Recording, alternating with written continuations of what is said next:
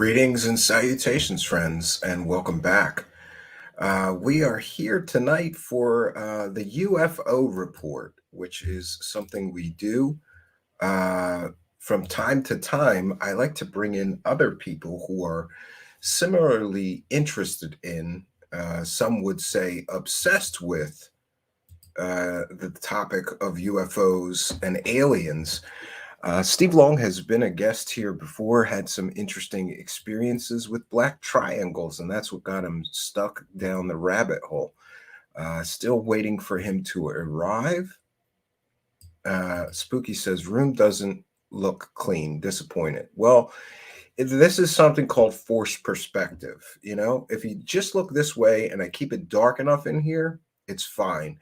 Do you know, Spooky, when I was a bachelor, I had a theory for when girls came over when I was single and I had rented a house, and that was dark equals clean. You just keep it dark, right? Light some scented candles, you'll be all right.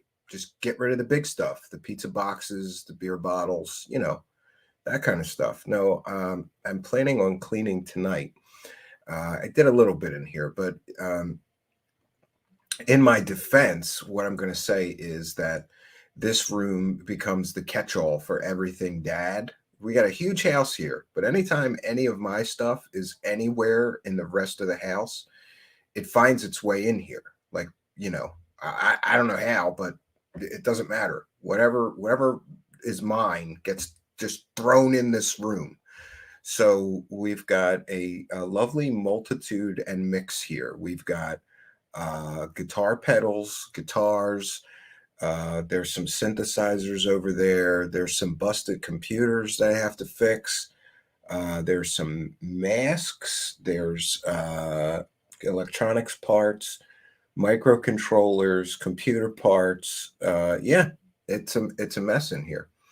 I need I don't know what I need, but every once in a while I get disgusted enough. And at this point, I am disgusted enough and I'm cleaning up because it's reached a level of grime that even I'm not comfortable with. And again, my wife does not clean in here. This is the only room in the house that I have to clean, and that's why it's a mess.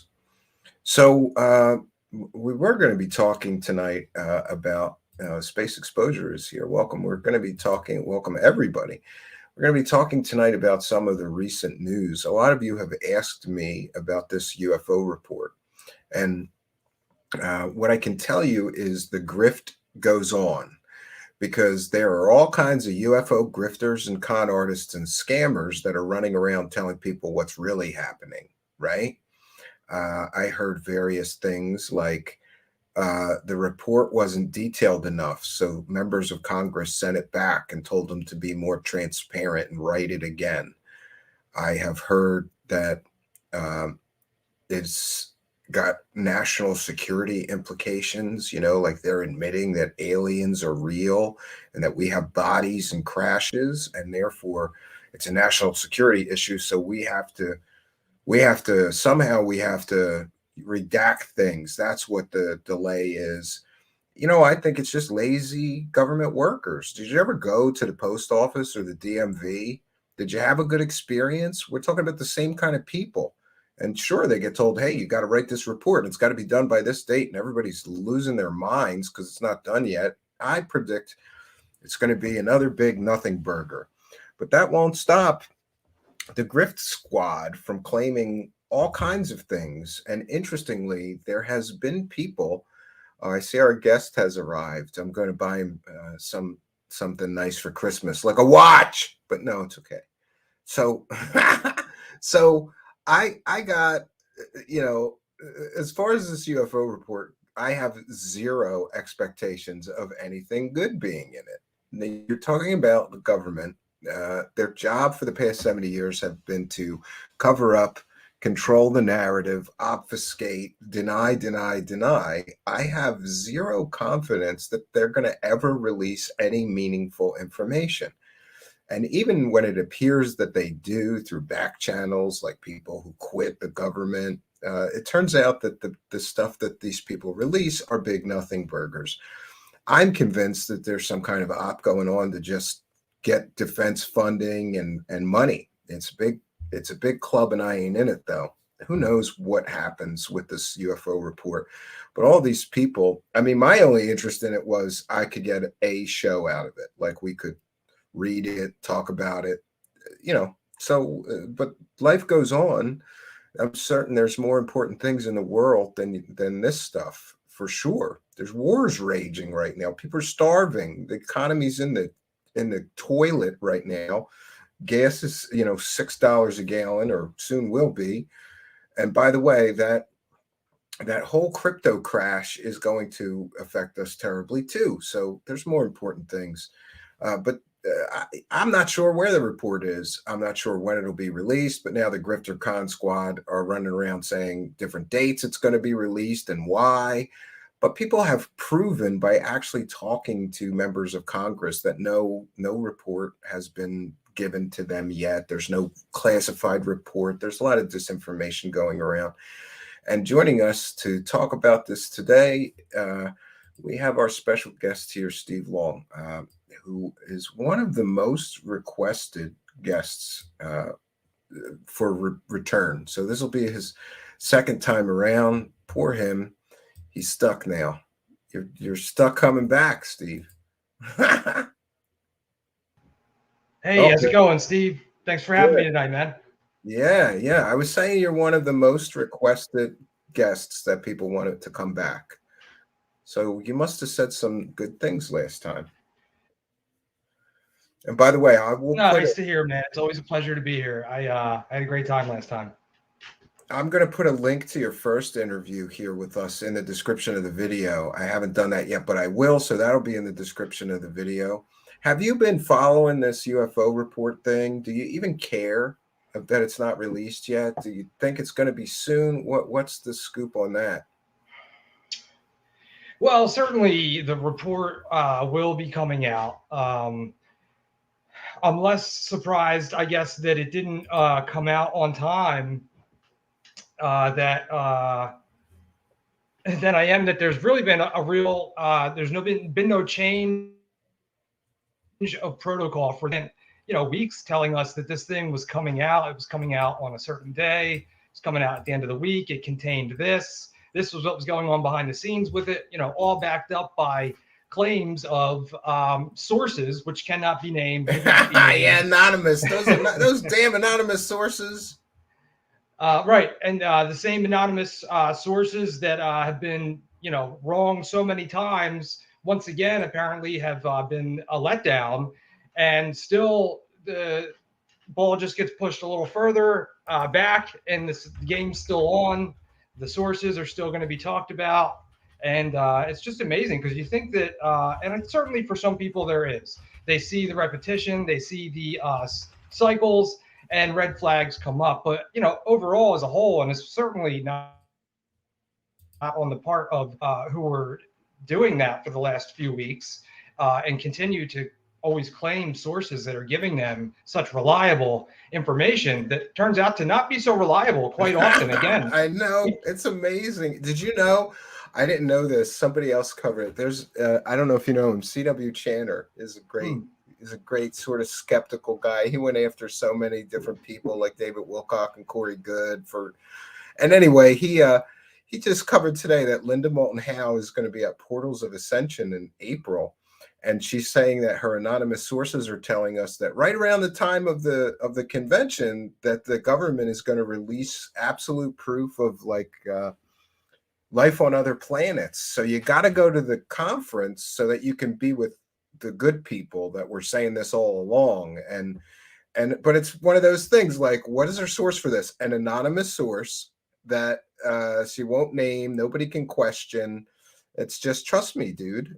They're going to tell us some stuff right before the conference. So buy your tickets now. And if enough people show up at the conference, Steve Long, she's going to sign autographs. That's what she said. Well, that would certainly be exciting. And Linda Moulton Howe's been pulling this for a long time. I was just listening to an Art Bell podcast with her from 1997. Classics, yeah.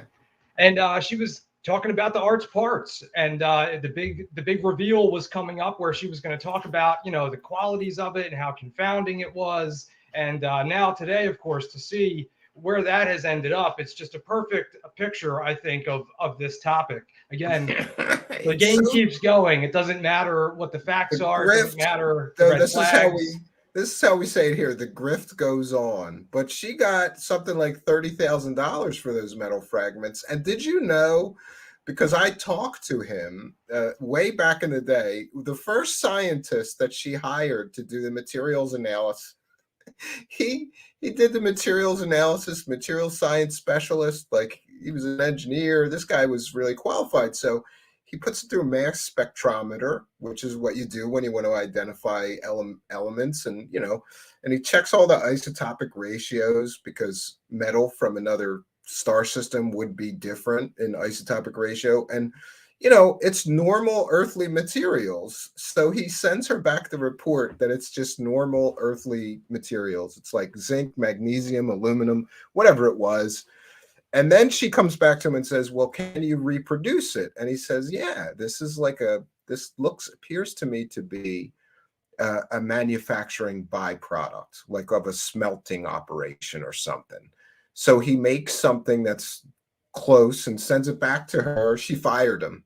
And then she got a new guy that would say it was something spectacular.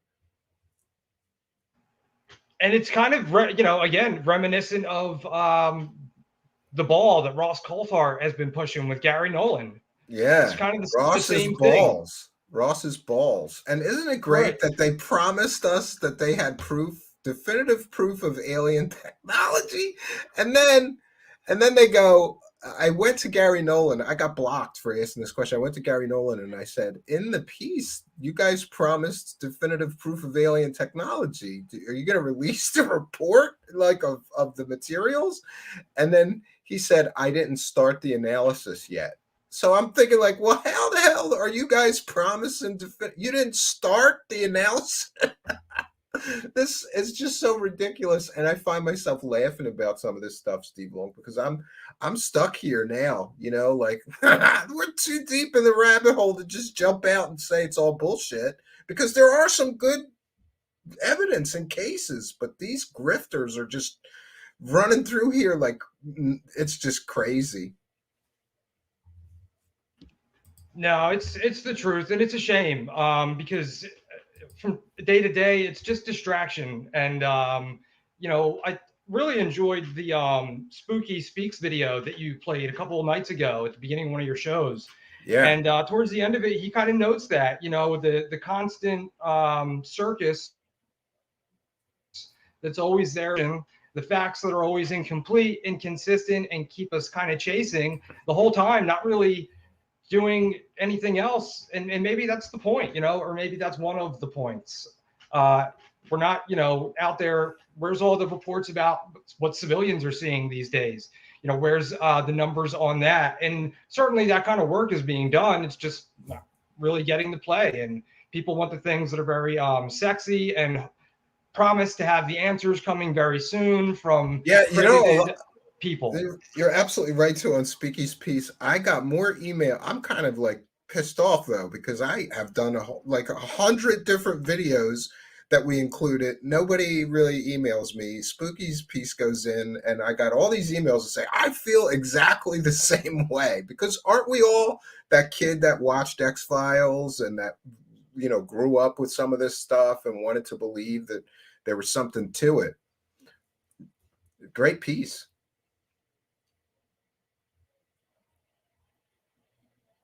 Oh, you're muted. There you go. Pardon me. I think I'm lagging. Am I, Steve? You were a little bit, but it seems like it cleared up. Okay. It is disappointing, and I'm sure when Linda Moulton Howe's convention comes around, it'll be much more the same.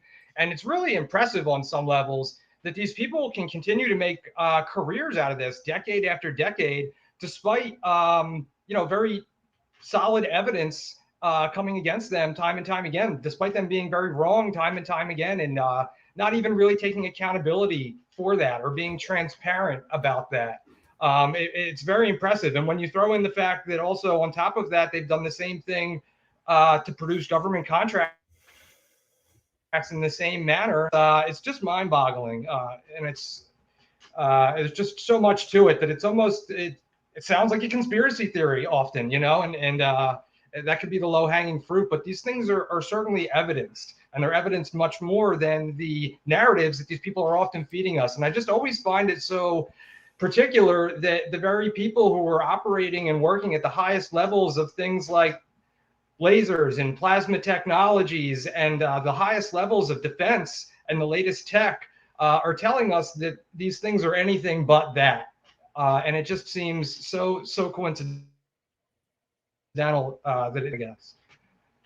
Yeah, and I wondered, did you see this James Fox latest money grab? I mean, documentary, because this is another perfect example of an old story that gets recycled, and he's likely going to make $1 million or more on that documentary. And he got 5 new anonymous sources. That's what he's done for the past 26 years. Like the whole story is the same story from 26 years ago, but he's got 5 new anonymous sources that nobody else can interview. Nobody else can, research. They are who they say they are. And I found myself thinking, like, first of all, I want my money back for this because I heard this story in 1996. And second of all, it's I just can't believe that people can do that and get away with it. And then people will argue with me that he's a great researcher. In 26 years, you couldn't find any on the record sources. You had to go to 5 anonymous sources. And the witnesses made very conflicting statements from their original story. Now the story has changed somewhat. And I don't understand why that's not being questioned.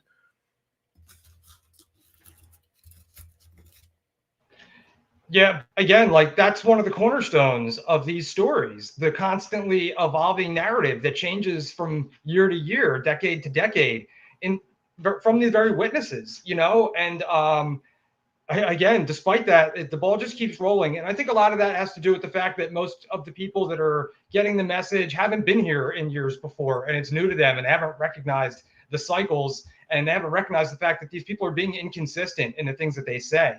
And obviously, the response at the people who are publishing this and who are making the money off of it and writing the books and the documentaries, and despite how many issues there may be with the latest James Fox documentary and the things that are leveled at him as far as inconsistency and things that are presented out of context or that are false, we'll get no answer on those with this, but there'll be another one coming out soon, which will be chock full of new ones. He's working on his next one already. Yeah, he's working on his next one already, which is crazy. Right. It's very, very gross changes. And even just thinking about the Pascagoula case, Calvin Parker today, if you listen to him, he remembers everything that happened and he remembers it consciously. But if you go back to the facts of the case, the actual reports, he claims that he passed out essentially before anything happened and then came to after it was all done. Today, he has built entire stories and narratives that he fills podcasts and multiple books with, and even goes on to claim later abductions and that he had an implant. And he got UFO disease. Do you know about the Nimitz now has a triangle involved. I mean, these things just continue to grow outside of their initial scope without any question. Yeah. Did you know I have this? I always say this, that people suffer from UFO disease. So that's what happened to that guy. And UFO disease is when you start making a living off of this, off of your initial story. People get tired of that same story. You can't keep going with the same story forever. So most of these people, we see it. They start to invent new parts of the story. They tack things on. I've seen it with Rendlesham. The original story, there was nothing about all this binary message or any of that. That was an add-on later. And they keep adding on or expanding the story. Robert Dean is one of those guys. First, he came out with a very believable story that he saw some documents through his work with NATO when he was in the military, and it was a very believable story. And then he started talking about his alien experiences, and he's telepathically communicating, he's getting downloads. And this is a guy who worked UFO conferences for 20 plus years. So the initial story only took him through the first few years. He needed new material. I guess that's what happened to this guy. Yeah, and that's the thing, right? To get media, you have to create new things. Yeah, and this is Philip Mantle, I think, has a book or a documentary coming out about this case. Pascagoula, for those unaware, these strange creatures landed and apparently abducted them, right, Steve? Yeah, I mean, allegedly, and Philip Mantle has had another book, actually two out with Calvin Parker, just in the last few years. Essentially, claims to kind of tracking him down and getting him to finally speak out because he did not want to for so long. And even that isn't true. If you look at the facts, back in 1993, during the 20th anniversary of this case, Calvin Parker started his own UFO company. That year. He started doing, public speaking, interviews. I think the company was called UFO Investigations, and he was going to essentially, investigate UFOs and try and build a show around that. Even back then in 1993, and produced, TV stories about abduction claims. Now it also just happens to be that he claims that he was abducted in 1993 as well for a second time, where they removed the implant. Again, like he had to have new stories for his new foray into the topic in order to sell tickets and create interest. He couldn't just pump the same old story that Charles Hickson had been on every show in America and every radio show in America pumping for 20 years. So, new things had to be added then. And very quickly, that wasn't much success and not much money was made. And he kind of went on his way and then came back again, when Philip Mantle came calling to, write a book. And Charles Hickson, the same thing. He's dead now, but for years, his story continued to evolve and change to include more abductions and even to claim that, like many abductees, that he was a messenger and was supposed to be bringing a very important message for the salvation of humanity. There's just cycles, man. The cycles repeat so often. I was trying to find the name of him. We covered this one guy here before who is my favorite that suffers from that disease. He's a guy, I can't remember his name. If somebody knows in the live chat, remind me. He was living with David Wilcock for a while and he had near-death experiences. And the first one he claimed, he just claimed that he woke up in the hospital morgue with a toe tag on, that all the doctors thought he was dead and he had this near-death experience. And then later we investigate and we find out that all the doctors are like, that never happened. He never went to the morgue. He wasn't even, he might have been unconscious, but we didn't, So even his initial story was fake. But then every time he needed money, he wrote another book and had another near-death experiences. And this guy died 4 times. And the first time he's talking to God, and the second time he's talking to angels and demons, and the third time it was like interdimensional aliens. I just, you gotta laugh at some of these people, but people buy it. That's why it sells, right? It does. And ultimately, because usually the people that are interested in it have some type of pre-existing exposure that left them open to being, accepting of that, or more open than the average person, at least. And certainly that belief can run a span of how strong it is, but Daniel Brinkley was his name. Thank you. Edine. Thank you very much. Yes, we covered him before, and we played videos of the doctor saying he was never in a morgue. He never had a toe tag on. I don't know where he got that. It's pretty funny. But what do you think of this case in particular? Because I seem to think that maybe some of these people do have genuine, real experiences. But then when they try to make a living out of it, that's when they start inventing things. So maybe his initial experience was real and genuine, and then he started embellishing and tacking things on and having new experiences because he needed something to sell. Yeah, I mean, again, so much of this is speculation, really. And a lot of times, I hear all we can do is speculate. And personally, I try and come from the other end. I try and speculate as little as possible. But unfortunately, these stories are just bound with holes and with room that nothing is verified. So there are lots of possibilities.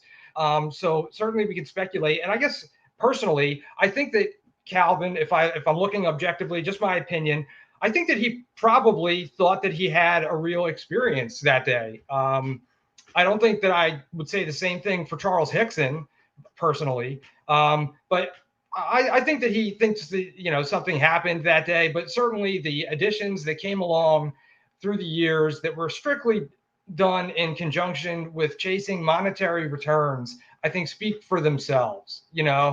Um, I think that Charles Hickson and, if you want to get into this story, I don't know how many people are really familiar with it. It was at one time a very well known and maybe one of the most popular and famous stories of its time, at least. Um, Immediately, actually, in fact, the very next day, both Harder and Alan Hynek were both on the scene, and the media was already talking about it in papers across the nation. It was a national story. Yeah. Yeah, very big deal. But it's funny, the newspaper was closed at the time, but the actual newspaper first, before they went before they went anywhere, they were closed. So they then moved on to the sheriff's station.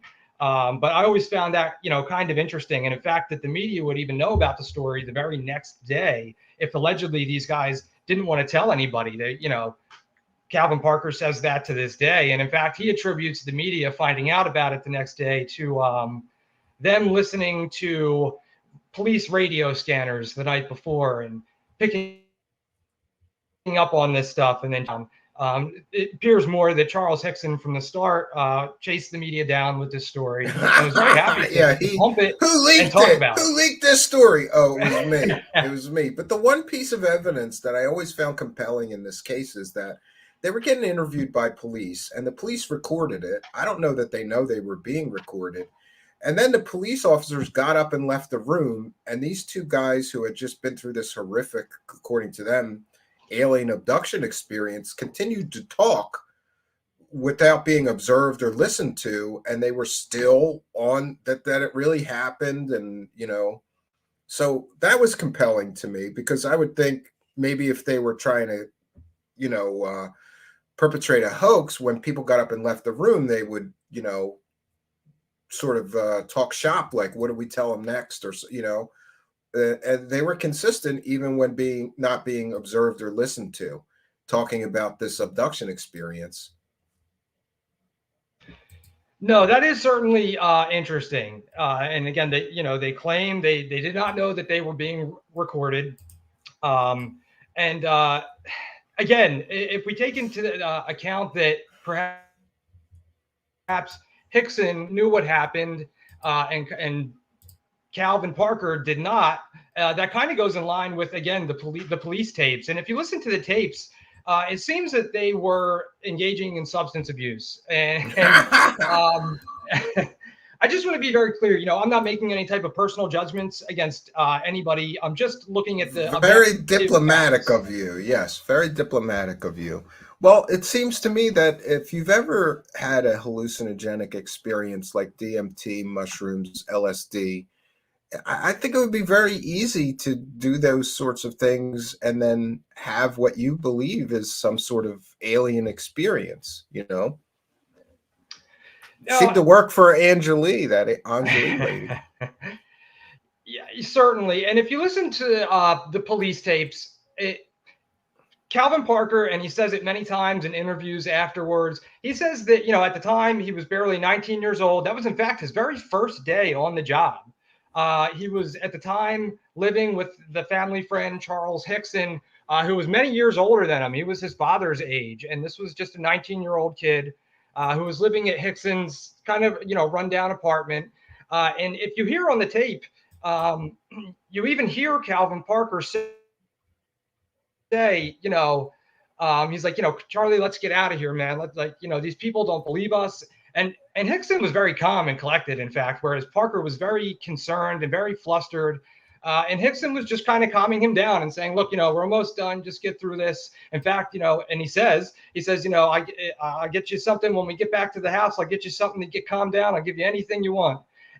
Again, alluding to the fact that I'm going to give you, it was the 70s, right? I'm going to give you some Quaaludes. Relax. But isn't it interesting? Right. And it's one funny, real quick, one thing that Calvin Parker repeats a couple times to Charlie on that tape when they're in the police station and allegedly don't know they're being taped, is that he stresses a couple times to Charlie, because it seems like he's afraid that they're going to be in trouble for making this report, that no one's going to believe them. And he makes the remark a couple times to Charlie, like, Charlie, I passed out, I never drink. And I almost get the impression that he was drinking there, or maybe drank something or took something, smoked something. He was really seeming to relate the fact that he was not a substance user. And I just find that very odd that he would repeat that a couple times. It's almost telling as to what possibly was going on there while they were fishing, allegedly. And I'm sure they probably were after work, Yeah.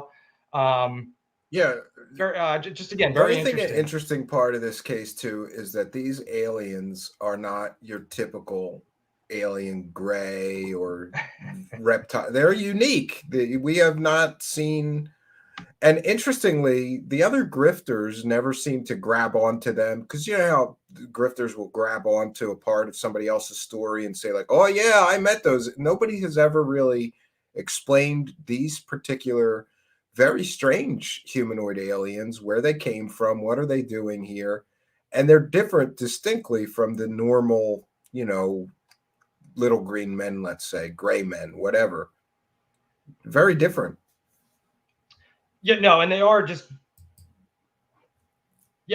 very strange looking, unlike anything that really was reported. You get a lot of crazy looking beings being reported in the 50s and 60s. This is certainly different in many ways than most things that you would find. And it's funny because it has a kind of like a Goodyear tire guy, scrunched up, lots of extra skin, 3 dildos kind of thing going on. And the dildo aliens, Parker today claims that he thinks, right, with crab claws, and they float, they don't walk.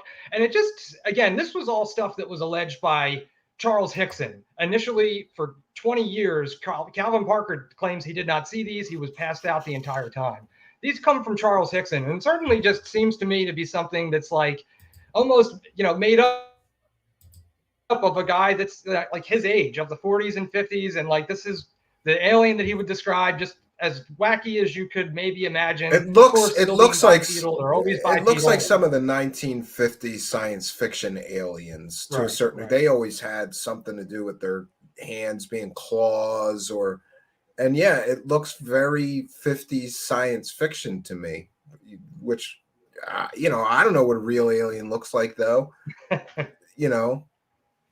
And isn't it interesting? Some people will take, well, people see the same aliens, so that must mean they're real. Nobody else has ever seen these aliens. Does that mean these aliens are fake? But the financial thing is troubling for me. Every time I see somebody that cashes in on the story, I'm just less likely to believe that their story is true. Walton has made a career out of that experience that he had. And I just kind of think, like, how long are you going to milk this? He's been at it for decades. And apparently one of the two of these gentlemen has been trying to cash in for decades on this, right? Yeah, I mean, I would wager that few of them have, 3 of them have in various ways. And I imagine that, again, I think that I don't think that he was abducted that day personally, and I think that it was a hoax. And I would imagine that there's probably all kinds of things that led to that initially being hidden, including probably not wanting to bring family members into shame and maybe legal trouble, and just all kinds of things. But when you talk about still doing it now, 50 years later, and not really for an incredible sum of money, but again, even if it just is paying the rent. And Travis is very clear about the fact that he bought his house, with his movie money. It paid for his house that he currently lives in. I would imagine that if the money was good enough, that he would probably come clean. I feel like, to be honest with you, but he probably just doesn't. I mean, as far as I'm concerned, he doesn't have any reason to do so without a clear-cut financial benefit. Because although he might not be making much money now, he's making some. He has a life and a reputation doing what he does, and there's always potential for more things in the future. And he would have to be giving all of that up to do that, along with having to admit that, he lied for 50 years and, lied. Yeah, and I'm aware that they were abducted, I'm aware of at least one conference organizer who was honest with me once. I said, what is like a Travis Walton get to do an hour talk at one of your events? And he said $2,500 to $5,000. That's pretty good money to go, I mean, of course you got to fly there and whatever. So I wouldn't do it. But some guys, it beats logging for a living or doing physical labor or, construction. And generally the airfare and the hotel room, like these things are included, Yeah, usually they pay them that. Yeah. Usually a meal is included each day. Yeah, again, you don't have to make $1 million to have a financial motive, Forget about singing for your supper. Just tell alien stories, and you get meals and airfare, right? Yeah, and I mean, not only that. If we look at the recent reporting that's come out from Jack Brewer and Erica Lukes and Barry Greenwood with Expanding Frontiers Research. Yeah, you get consulting fees now.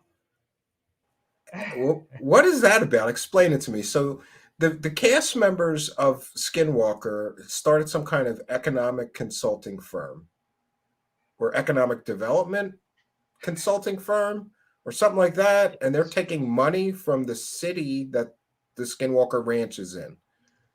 And for what are they supposed to do for that money? Because it was like $150,000 total, right? Yes, yeah, I forget the exact figure, but that's that's about there. And that's one thing. And they were also talking about the Vernal convention there, and we were just talking about speaker fees with Travis Walton. And some of those speakers were getting much more than that. Easily double or even 4 times that amount. $5,000 to $10,000. Some of these people. I know Corey Good and David Wilcock were getting 10 to 20 for one talk at a conference or something like that. $10,000 to $20,000. Amazing. That's wild. But back to this consulting firm. So they get paid by the taxpayers to do what exactly? Economic development consulting? Well, and again, I'm not researching this myself, but from reading the articles and watching the interviews with one of the focus members being focused on, and one of the business partners of Brandon Fugel and an employee at Skinwalker Ranch. Yes, essentially they contracted with the local government to be part of a tourism outreach and to bring business into the area, to bring money into the area, and to create jobs. And although nothing's been presented to show exactly what they've returned, what the returnables were for that contract, essentially what the state and what the people got, what the county got for paying them that money. They do, business with, I think, numbering 500 jobs into the area. Again, they didn't specifically name it. But I think what the overall picture is that's being painted is that, these individuals are very obviously tied into government. They hold, various low-level or government-aside positions that have to do with, the tourism board and different advisories to the local government. And at the same time, they're also being paid to popularize claims that have to do with a property that they own within that area. And so they've got like They've got a financial motive to fake things. I just saw. Here's what I will say though, as far as Skinwalker, I want to see data. I want to see evidence, and I don't think we ever get it. But the latest I saw is a cow died on the ranch, and they're trying to turn that into some kind of big event. And oh well, there was organs removed, or it was mutilated. But I don't know. I spent a lot of time on a farm, and if you spend time on a farm, you're going to see that when a cow dies, all kinds of critters come in and start yanking bits off of it. To me, unless you can prove otherwise, that's just local carnivores getting a well-deserved free meal. They're opportunists. They see a cow drops dead in the middle of a field, they're going to go take the soft, fleshy parts. And disgusting as it sounds, that means lips, eyeballs, and anuses. So I don't know what. Yeah. But I will say this, that piece that Stephen Greenstreet did recently, it kind of humanized Brandon Fugel to me, and it made me like him because I'm a sci-fi nerd. So I'm going to give him the benefit of the doubt, but until I see any actual evidence, it's all one big money grab. Bigelow, why would Bigelow sell it if it really was some paranormal hotspot where you could capture all kinds of paranormal activity? I think Bigelow wasted a lot of money, realized he finally woke up and realized people were lying to him about stuff that wasn't really happening at the ranch. He wasted a ton of money. He woke up one day and he said, I'm going to sell it. And somebody else can do this if they want to. And Brandon jumped at the chance, being a big fan of this stuff. Yep. Yeah. And of course, the story is that he sold the ranch because activity had died down in the years, before. And therefore, there was really no reason to keep doing that. And then, of course, he sells the ranch. And just like the legend says, new people, new activity. Starts right up. Brandon Fugel's in the money. Within 6 months, he already sees his first, triangle. And it's just a little much, and strictly because there's not being evidence presented. And I find it really incongruous to continue year after year very specific claims without any evidence whatsoever. And then when directly asked about the evidence, where it can be viewed and verified, the response is either to literally watch the show, or that they still haven't finished parsing and going through the evidence, which then begs the question, if you haven't finished going through the evidence, then how can you draw a conclusion from it and continue to profit from that? It's not how it's done. But these are questions that we just ultimately answers to, and that should be a problem for people. Yeah, and I wonder too, is like, have you seen the George Knapp stuff? Because that to me is very suspect about Skinwalker. He claimed that he starts a book off claiming that the book is based on all of the scientific study and research and evidence. And then they tell a whole bunch of ridiculous stories about like werewolves and dog-headed men. And then when he's on Joe Rogan's like, well, where's the proof? Where's the evidence? And he's like, oh, well, there really isn't any then. So is this just mythology and stories, or is there something more to this? I got to play you this, Steve, and see what you think of this, because I think this is hysterical. Fair use. And thank you. Stephen Greenstreet does this, and this is hysterical. They come down this dirt road one night, and they see two figures, humanoid-looking figures, standing up with their backs to the road, and looked like they were smoking cigarettes. They had trench coats on, smoking cigarettes, standing out on the road. These guys figure, what are these fellas up to? So they're pulling up, and they go shining their lights on the guys, and they turn around, and they were dogs. Oh, it's so bad. They were dog men. So this is the kind of stories that he tells. It's like ridiculous. And I got one more of a George Knapp story, and this is great. This is another Skinwalker Ranch story. But the problem that I have is that we get a lot of stories and we never get to the part where they show you any evidence or proof. Oops. Let me fix that, friends. Again, this is George Knapp telling Skinwalker Ranch stories. She saw this standing on two legs, a wolf creature, a wolf standing in her yard, its paws crossed like this, leaning on a tree, staring back at her.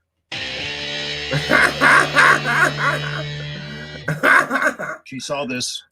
She saw a wolf.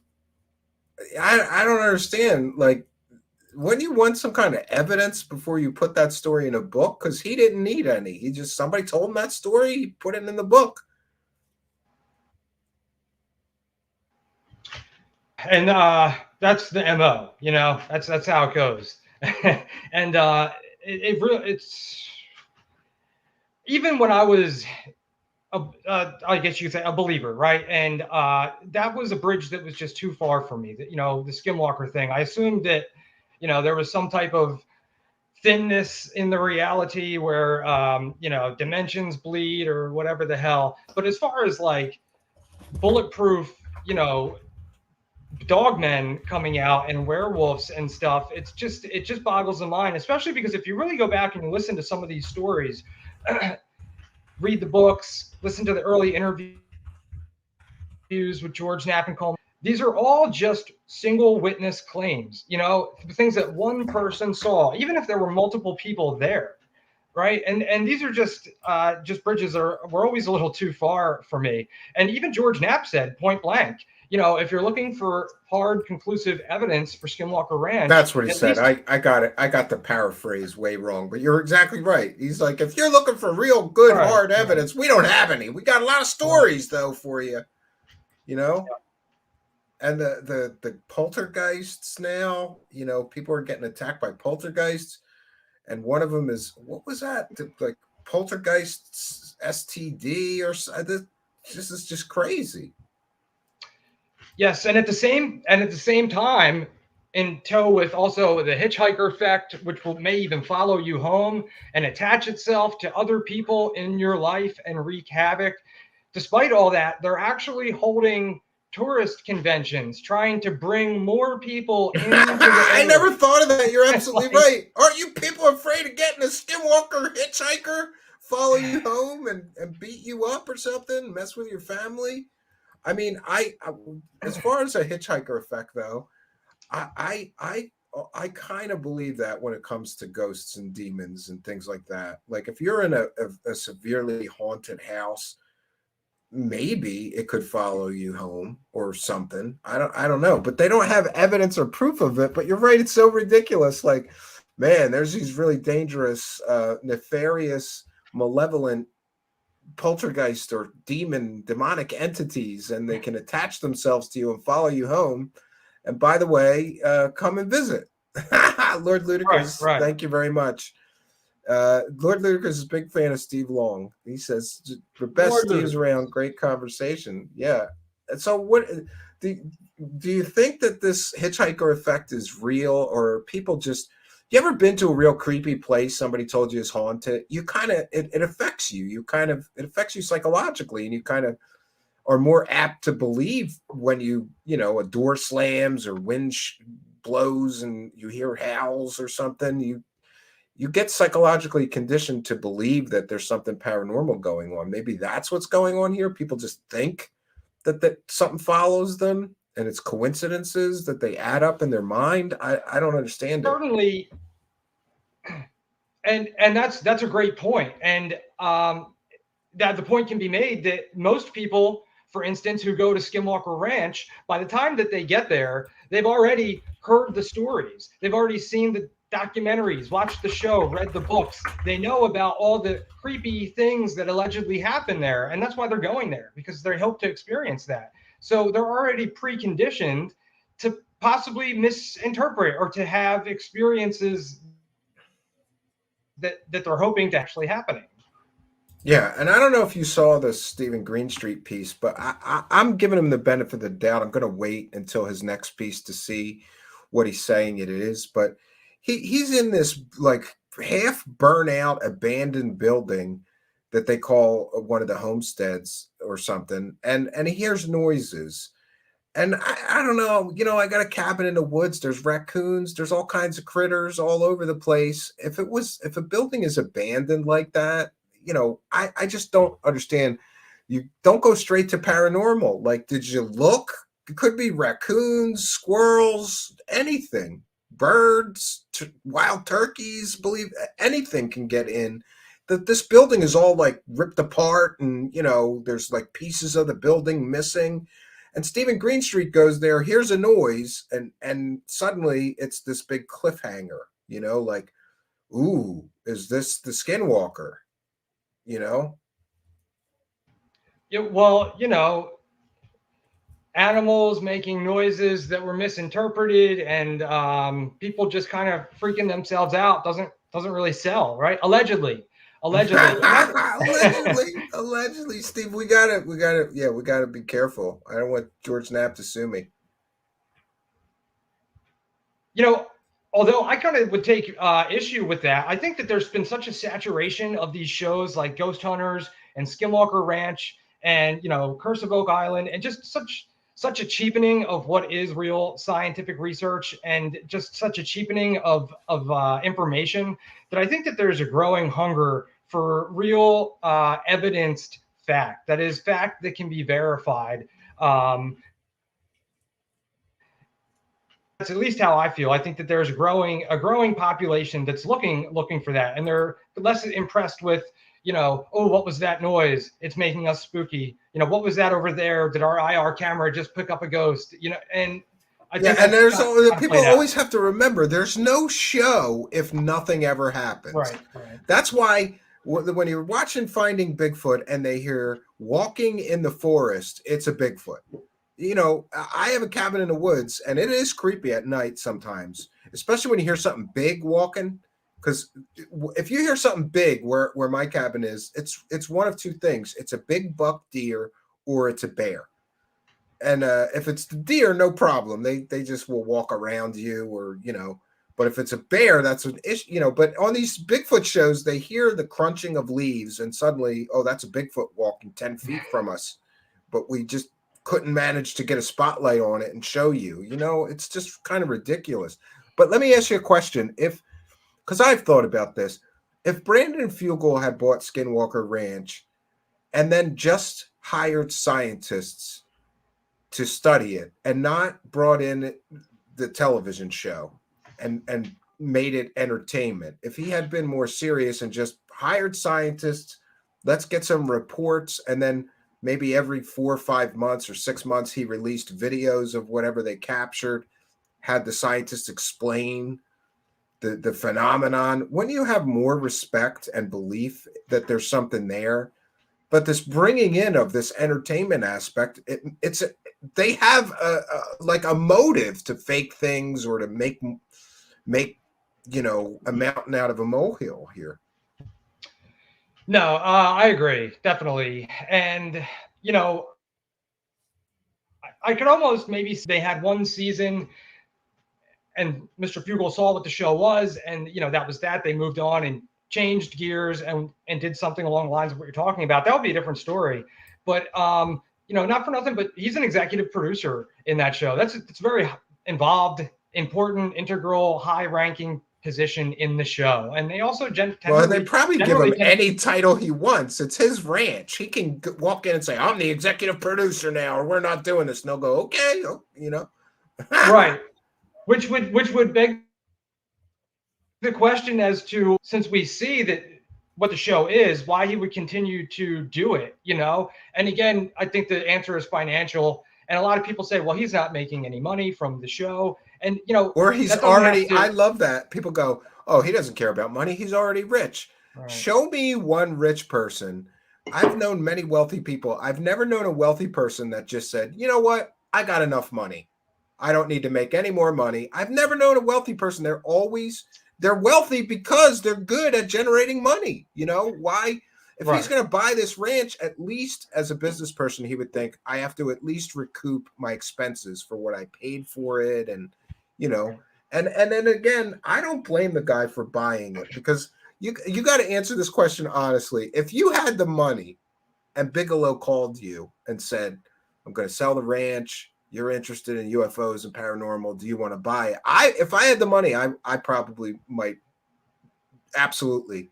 Not probably. I absolutely would have purchased it. if I had that kind of money, you know?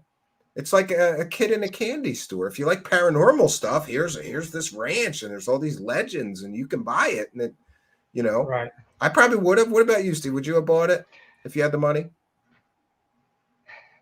No, I wouldn't buy it if I had the money. Maybe just to snoop around and see if I could maybe figure out what they were doing there during OSAP or something. But you know, well, that's a good. You know, I haven't thought about this before, but that's a good question. You know, maybe if someone else had bought the ranch, possibly from a different mindset, you know, would we be hearing different things? You know, would we get different type of information? You talk about if they had done science on the show. You know, I went back and watched most of the episodes of Skinwalker Ranch when I was in conversation with Brendan Fugel some months back through emails. And really, right off the bat, in the first show, they were focusing on the ridge, and they had noticed that it had possibly reflected some light when they were taking some camera shots. So they decided that possibly there could be some type of volcanic rock or something inside of the ridge, inside the soil, that maybe light, and that could possibly account for the things that have been attributed to it over the years. And I was kind of impressed. I was like, okay, that's cool. That's real science. And they're going to go out there, and they went up there to go, you know, run some tests and to investigate it. And did they take soil samples? Right off the bat, did they take soil samples and find like reflective we didn't get minerals? You know, we didn't get that far because right off the bat, batteries started dying.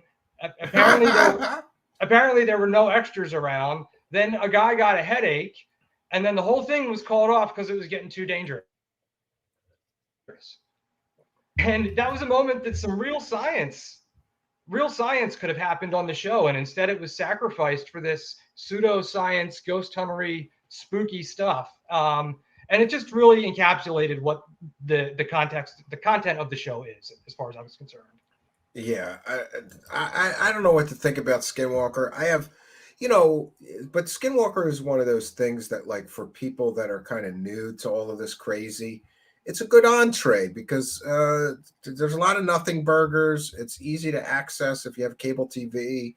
You know, but even people that I know that don't know much, I have a neighbor at the cabin and he knows what I do here on my show. And I was at his house and he put it on and he goes, "Do you ever watch this? I can't even watch it. It's so fake, Steve." And he doesn't know anything about any of this. And I go, "No, I don't really watch this," you know? Yeah, no, I mean, I can't blame. And, you know, just to get back to real quick, as far as profits that are being generated, you know, from the show or not, brand. Skinwalker Ranch is a brand. And everything that happens there that furthers the mystery and the claims and allegations enhances that brand. This is a brand that is worldwide, that has all kinds of potential for growth and generating profit. And it also has a whole string of individuals that continue to try to generate profit that are connected to this, whether they be scientists or journalists or media personalities. You know, they're tied up into the story of this Skinwalker Ranch, and none of them would benefit whatsoever for a different story to come out that may cast doubt on the one that's been sown for so long. So with every bit of publicity, promotion, and furtherance of the claims of that show, it legitimizes it essentially even further and legitimizes the people around them. And it really, you know, it sounds petty, but when we talk about those types of people, that there can be a direct line drawn to things like the $22 million Pentagon UFO program. Also, yeah, how much that was a whole situation that doesn't make sense to me. How does a guy who owned a ranch get a $22 million contract to study his own property for the United States government? Like, how does that, you know, like, I want to sign up. I'll just say that my land at the cabin is haunted or something. Give me millions of dollars and I'll study it for you. It doesn't make sense to me. They wasted, and all we got was a bunch of like written reports of nonsense with no data, no censored data, no film, no photographs, no actual data. We got stories for all that money. Right. No, Absolutely. And you know, I was going through the chat room here, and I noticed that someone had talked about, you know, the fact that he lacks, like, where's the geology? Where's all the geologists on whoever, you know, we're talking about this land that's supposedly cursed, but we're never really investigating the land itself. And I know that there's been a little foray into that, but you know, the thing that has stopped that right off the bat has always been, you know, if we dig, then bad things happen, and you know, therefore we can't dig. But you know, it just, when you get into things like the area that it's in, first of all, an oil-rich area, natural gas area, and there's actually, you know, laws. So essentially, when you buy a property, it doesn't automatically come with the mineral rights to the ground. You have to, You know what? buy that. I found that out when I bought the land that I built my cabin on. I was reading through the sales agreement and I go, wait a minute, I don't understand this. Somebody could just come on my land and start drilling for oil or coal, and they're like, well, they won't, but they could. That's the way it is in the area that I'm in. But they could, if they want to, just put an oil rig right on your property and dig all underneath your whole property. It's a weird situation. You're right. Oil and gas mineral rights do not automatically convey. In some states, those are separate, and some oil company, energy company already bought the oil and gas rights for whole towns that exist. It's a weird situation. I just got the new land, and the new land, I do have the oil, gas, and mineral rights. So nobody is allowed on that property. I don't anticipate somebody's ever going to be putting an oil rig next to my cabin, but it could happen, and that's a weird situation. Right. And especially if, you know, right, if somebody buys those rights, then they essentially can do that. And not only that, if someone owns the mineral rights of the land that you live on, you have to get permission to do any type of major digging or really heavy digging on that land. And when we talk to Skinwalker Ranch, the activity allegedly started, and again, claims have been backtracked and filled in to really go back very far. But essentially, these things started with the Shermans there in the mid 90s, and they only lived there for like less than 2 years. And before that, there was a family that lived on the ranch since the 30s.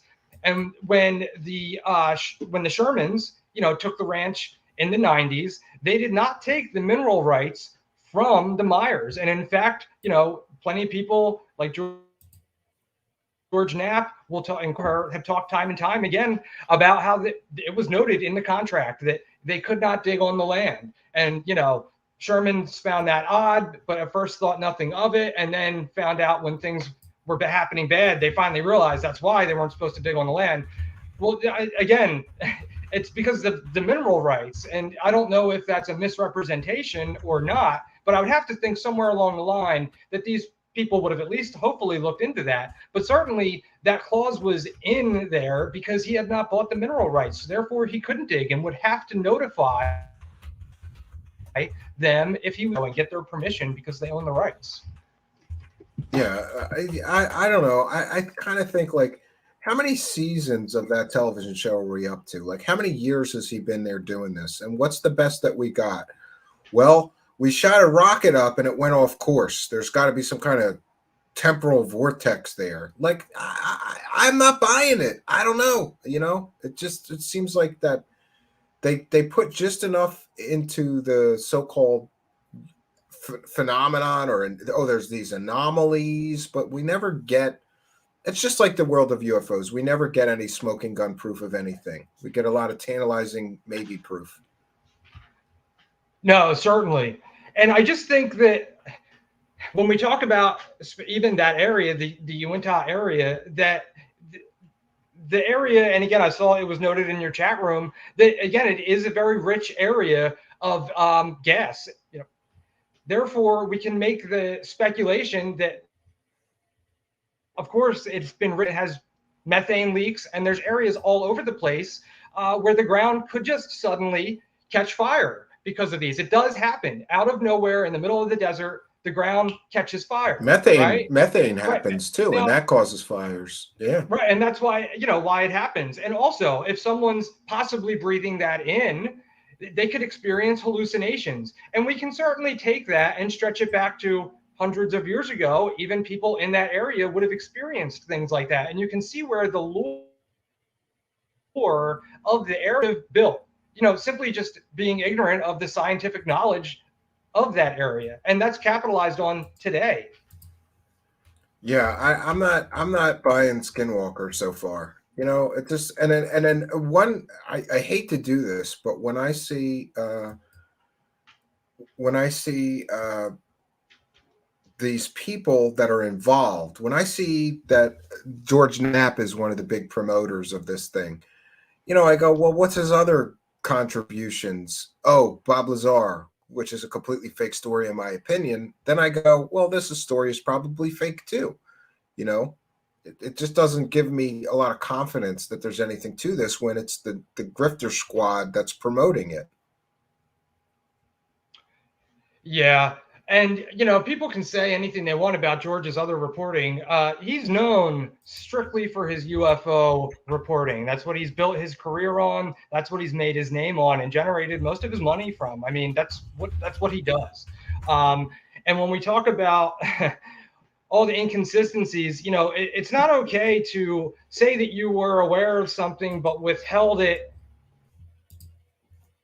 and were deceptive, trying to figure out the real truth, and just there's all kinds of wild claims, but he is, one of the top guys. I think Lou Jimenez said it well, like, you got to kiss the ring of George Knapp in this town if you want to be somebody, I don't know. I hope that there seems to be more of a growing voice of discontent. I think a lot of people have been waiting years now, especially since 2017, for very specific promises that were made. And not only have they not come to fruition, but a lot of the things that were alleged and claimed turned out to not be true, untrue. And I think that people have kind of grown a little, not a huge amount, but I think that enough people at least are starting to make some noise. But apparently, it's just a shame because the answers don't come. The accountability doesn't come. It's not like George Knapp says, I've reached too far, or I, needed to start my career. You know what I mean? Like, come on, you were pumping these claims with John Lear right before you brought on Lazar. Yeah, it's problematic. And then I've caught, look, I'm a big person though that says, like, I'm not going to say that this guy's full of shit until I've investigated thoroughly. But in the case of George Knapp, like, I've done a lot of Bob Lazar stuff, and one of the things was to talk to the people that were at that Bob Lazar business raid. And I mean, I talked to the FBI agents, I talked to the local sheriff. They were all shocked and amazed that made it into a documentary. They had no idea. And then I said, look, I'll buy it for you. Watch it, and then let me call you. And they didn't take me up on the buying it. The one guy's like, oh no, I have a great plan. If it's on Netflix or wherever it's on, I'll watch. So a couple of them watched it, and I called them back, and they were even more pissed because they were like, this had nothing to do with. We didn't even know about this guy being a flying saucer guy. Right. We didn't even know. We didn't even know that he was famous in the flying saucer community or whatever. It was, and then it was all about, I always get it wrong, either thorium or thallium, one of those chemicals that Bob Lazar sold. Someone allegedly used it to murder their wife in another state. So what we had is statewide, like state police from the state the murder took place in, a couple of FBI agents, and the local sheriff. There wasn't 40 or 50 agents. They went in there, they asked for the sales records of that specific person's purchase, they got them, and they left.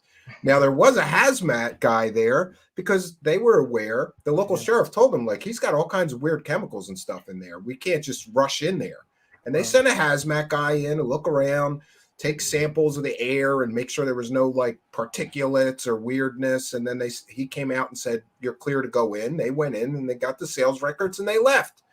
But Corbell and George Knapp turned this into a whole conspiracy. They were there to steal back the Element 115. And by the way, that was in Gene Huff's original Hollywood screenplay, that whole story.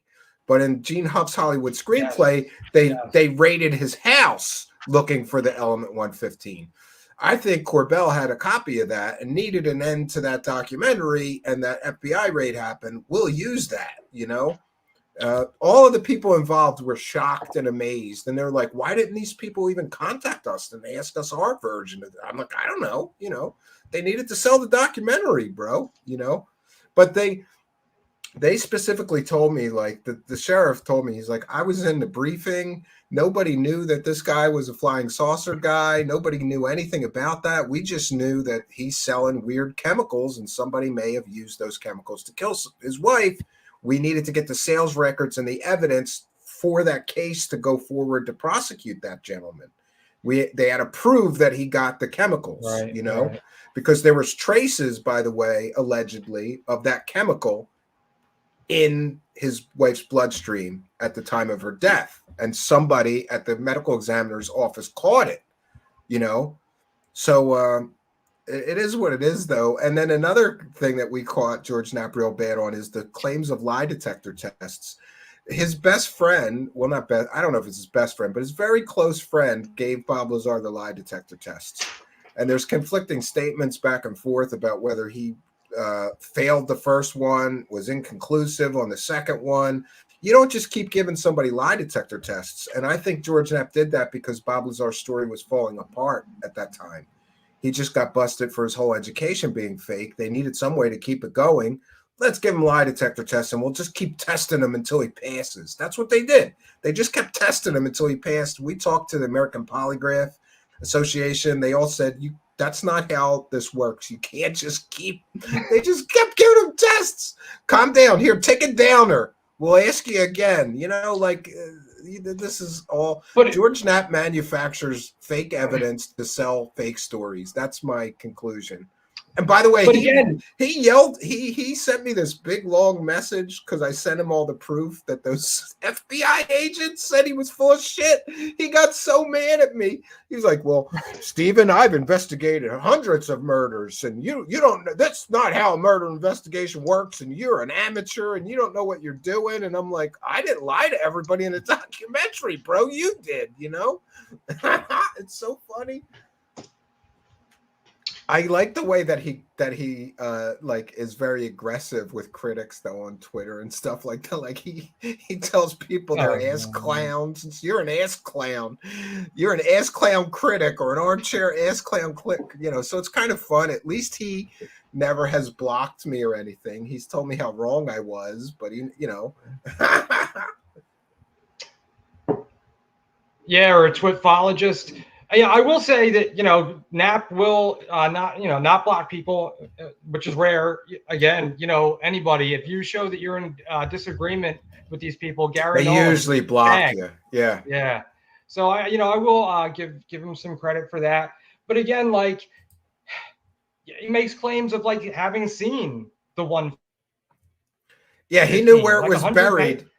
He knows where it's buried, and someday he's going to dig it up. This guy has made millions of dollars off this fake story. Come on. If he really knew where absolute proof of alien technology on Earth was buried, this grifter of a reporter would just keep it under his hat. And he'd be there digging it up the first day he knew where it was. He'd be there to shovel at 3 o'clock in the morning. You know, it's so funny. No, absolutely.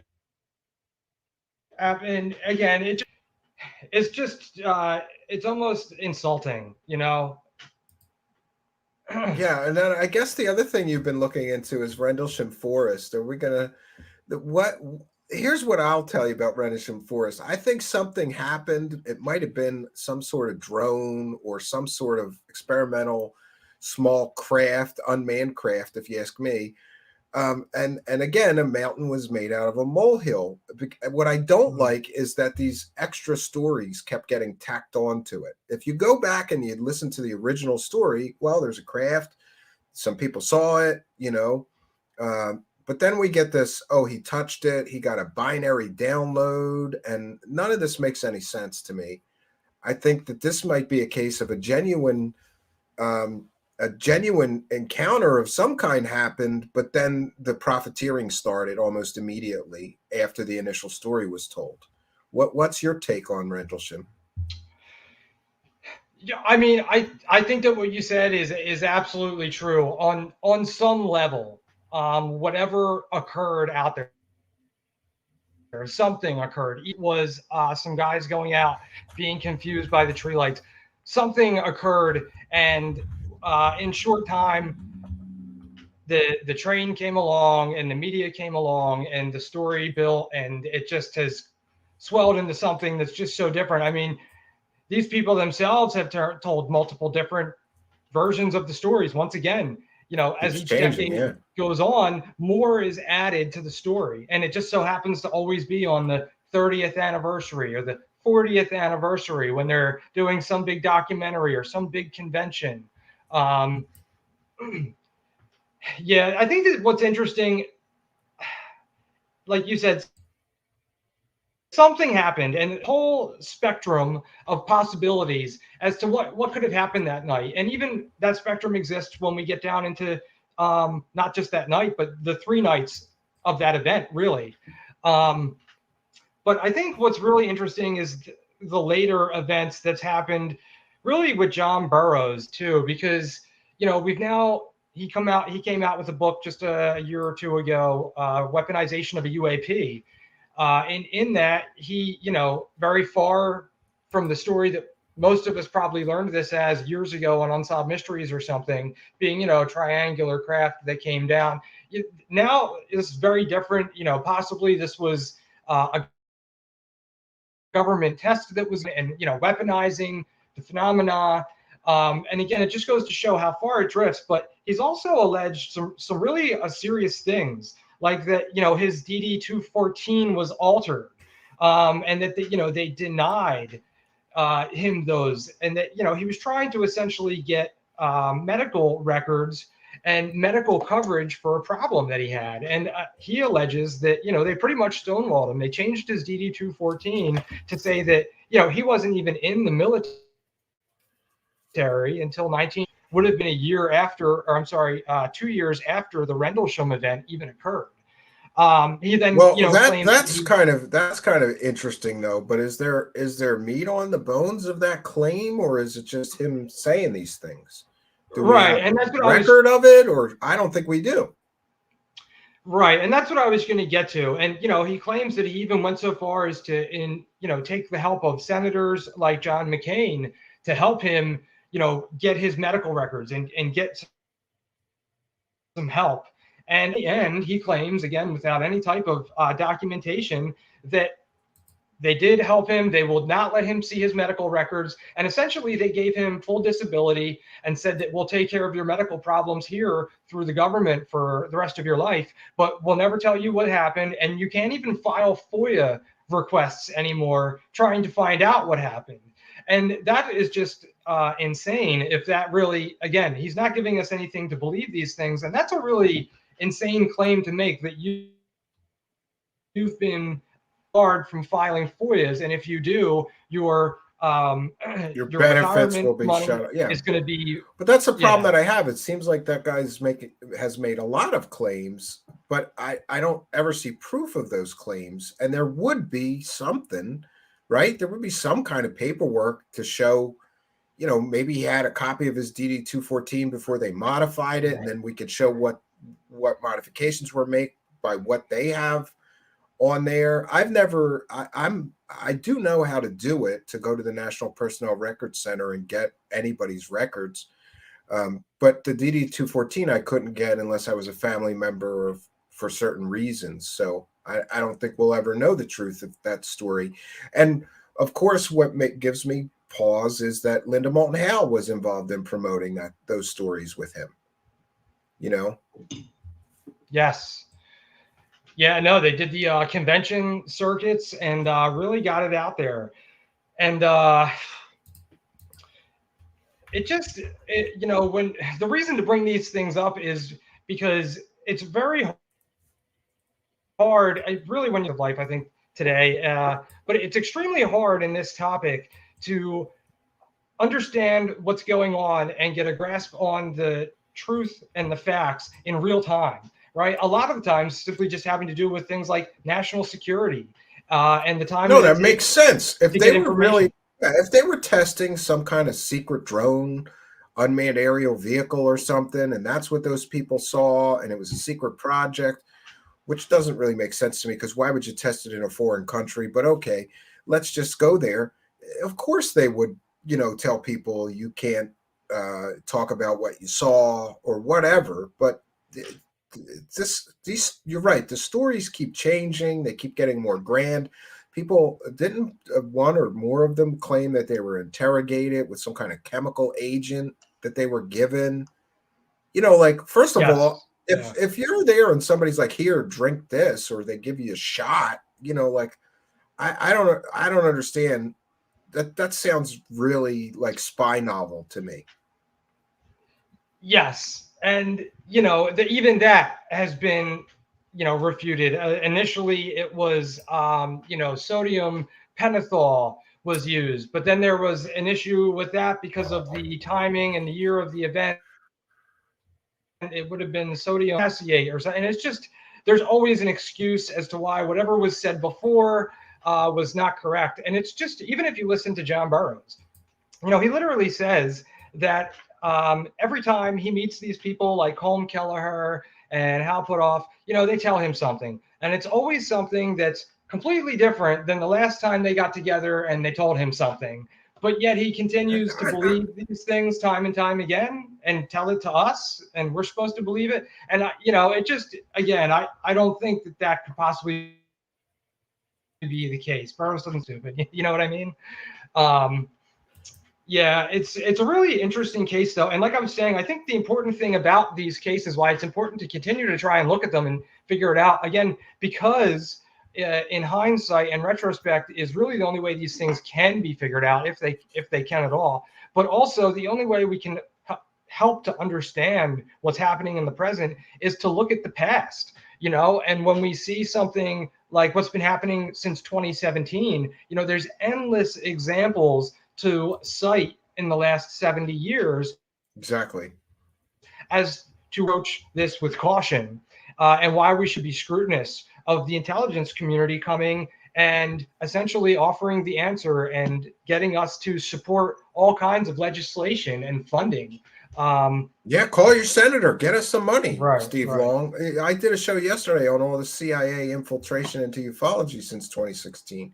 It's crazy how many actual verifiable CIA people are suddenly seeing aliens and going on podcasts now. It's bizarro. Yeah, no, I agree. The experiencer movement is big, and there's just a ton of podcasts out there, and it is, that's great. But when it comes to really objectively looking at what's going on, like we need to just totally, being open-minded doesn't mean being open-minded to putting the most unlikely things first. It just means being open-minded to considering the most unlikely things. Unfortunately, the default is usually to put the most unlikely thing all the way up to the top of the list and then start from instead of eliminating the things that should first be eliminated. And again, if we really want to know what the truth is, then we're going to have to, shift out the bunk. It's just there's no other way. Yeah. So what are you going to continue to look into the Rendlesham case, even though you still have doubts, and Pascagoula, or are you kind of like satisfied with the levels that you've digested and you're going to move on to other topics? Oh, no. I mean, I'm certainly here, and I don't have any answers for these cases. I don't really know what happened, but essentially, it's baby steps. And I know probably most people that find an interest in this topic and eventually go through the arc. By the time they come around to it, they probably figure like, look, why even stick around, But certainly, when I decided to start really researching objectively in earnest this topic. I can say that I was very grateful for people who stuck around for years and continued to speak to the inaccuracies. When we talk about people like Barry Greenwood, started doing this in the 60s. He's still here today. Yeah, I just saw some of those clips of him saying that there's no evidence that he's seen in 60 years of actual alien crash technology or that sort of thing. I think a lot of that is just mythos, and it becomes accepted as fact somehow. It's like if enough different people repeat it, well, there's got to be something to it, I want to see the bodies in Hangar 18. I want to see the technology that they have. I want to see something. Just a story to me is no longer enough. I think when I started, a story was enough. I didn't know enough that you got to really investigate the person telling the story to determine if they're truthful or not, or trustworthy or not. Right. Yeah, researching this topic has certainly helped me better research and discern information in all aspects of my life. I can certainly say that. I certainly thought that I was a pretty objective, unbiased discerner of information before, but I certainly wasn't. And as a human being, I had all kinds of facts. I still have them, and it's just about a constant a program of improvement, right? But it's certainly not. There's nobody that's precluded from having such fallibilities, and when we look at what's going on, when we question people, when we offer scrutiny, it doesn't mean that that person's lying. It could be that person's confused or that person's just wrong, and it's a shame, because what this really requires is an objective questioning constantly, right? That's what we're here to weaponize our curiosity. I think that's monetize your curiosity. That's what it really means. But in order to do that, unfortunately, there's always the turnaround of that, which is, well, what are you saying? These people aren't good enough. What are you saying? That pilots would misidentify things, as if pilots, aren't fallible in some way. And it's just the appeal, the argument of authority is just the foundation of every story, every promotion, every plea. It's always, there's never evidence. It's just the quality, the level of the person, their believability, their office, their title. That is what carries the message. And that's just totally wrong, completely wrong. Well, isn't it natural, though, that some of these guys take advantage when they get their grift on? Like, I could think of many different examples of people who used to work for the government that get involved with the UFO community, and they use that they were, like, for example, what is it? John D'Souza is a former FBI agent, but what he doesn't tell you is that he was a lawyer for the FBI, and he never investigated anything paranormal for the FBI in his life, but suddenly he's some sort of expert on all things UFO and paranormal.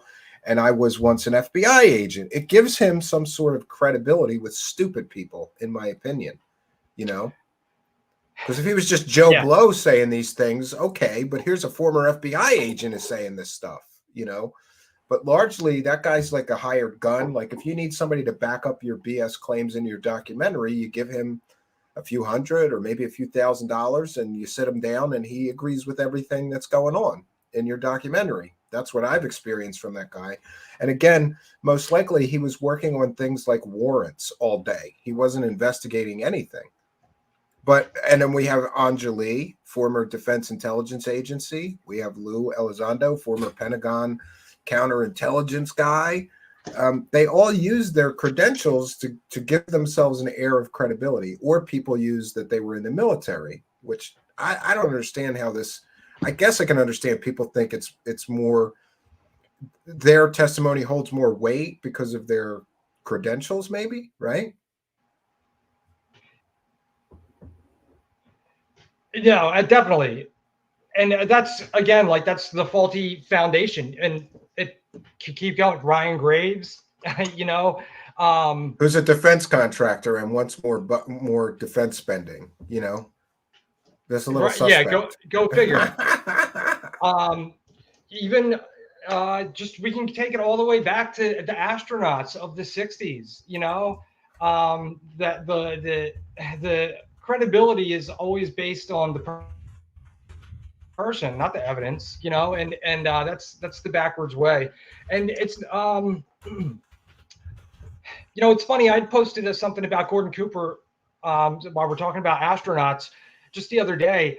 And, you know, a lot of people may be familiar. He was someone that was very into the UFO topic and was publicly involved for many years.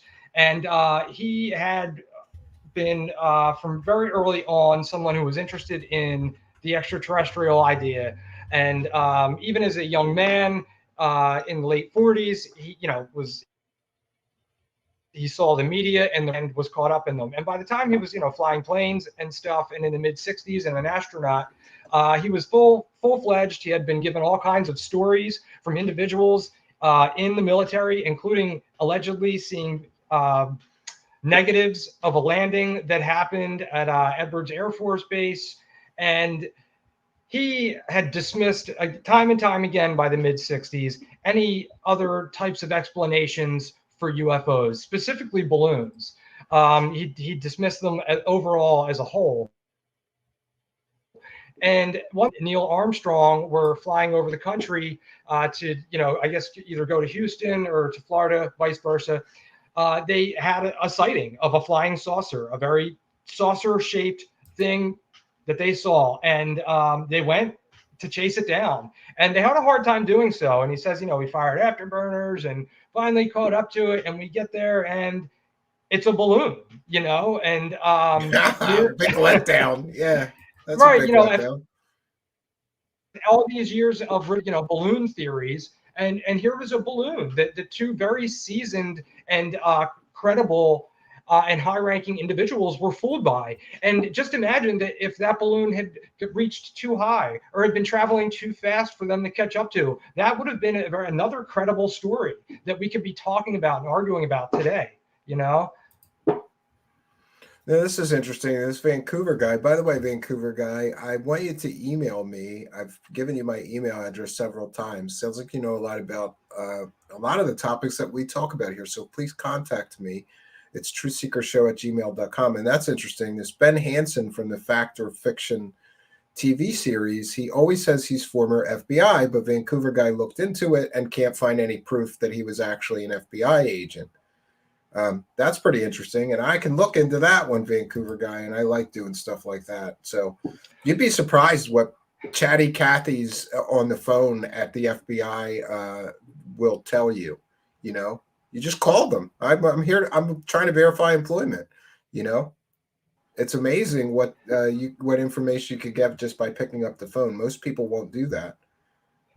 Well, try for Jim Semi then while you're at it. People have tried to verify that he's a CIA employee for 25 years and have come up empty too. So I once saw on the CIA's website that there is some way or form that you can verify employment, and I thought that's weird.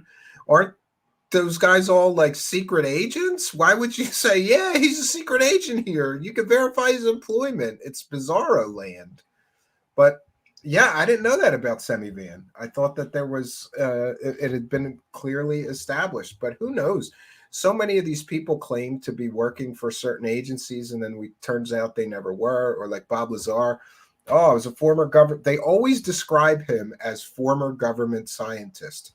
And it drives me crazy because there's no actual evidence or proof that he was either a government employee or a scientist. But people, every article, you see tons of articles, Bob Lazar, former government scientist. Nobody cares. It's a great grift, though, you know?